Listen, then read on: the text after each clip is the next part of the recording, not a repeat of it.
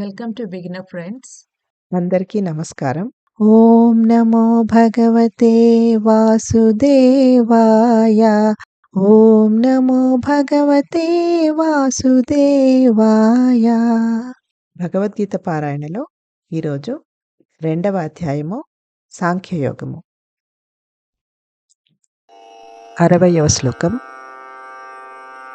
యతతో happy Kaunteya పురుషస్య విపశ్చితః ఇంద్రియాణి ప్రమాదీని హరంతి ప్రసభం మనః.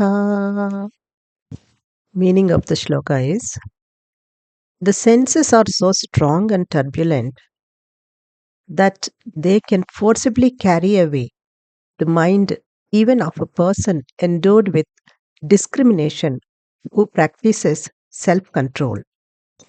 The senses are like wild horses that have been newly harnessed. They are impetuous and reckless, and hence disciplining them is an important battle that sadhaks have to fight within themselves. Therefore, those desirous of spiritual growth should carefully strive to tame the indulgent senses, which are colored with lust and greed, or else they have the power to sabotage and derail the spiritual process of even the most well-intentioned yogis. ఇప్పుడు తెలుగులో తాత్పర్యం.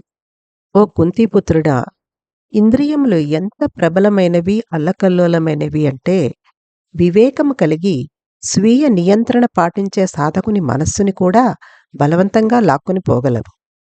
ఇంద్రియములు అనేవి అప్పుడే పగ్గాలు వేయబడిన అడవి గుర్రాల వంటివి. అవి దుడుకైనవి, తెంపరితనం మెండుగా ఉన్నవి. కాబట్టి వాటిని క్రమశిక్షణలో పెట్టడం అనేది సాధకులకు తమలో తామే పోరాడవలసిన చాలా ముఖ్యమైన కార్యం. కాబట్టి ఆధ్యాత్మిక పురోగతి కోసం ప్రయత్నించేవారు కామ క్రోధాదులతో కూడిన భోగములను కోరే తమ ఇంద్రియములను మచ్చిక చేసుకోవడానికి జాగ్రత్తగా ప్రయత్నించాలి. అలా చేయకపోతే అవి గొప్ప సాధకులైన యోగుల ఆధ్యాత్మిక పురోగతిని కూడా చెడగొట్టి పట్టాలు తప్పేలాగా చేయగలవు. ఓం నమో భగవతే వాసుదేవాయ.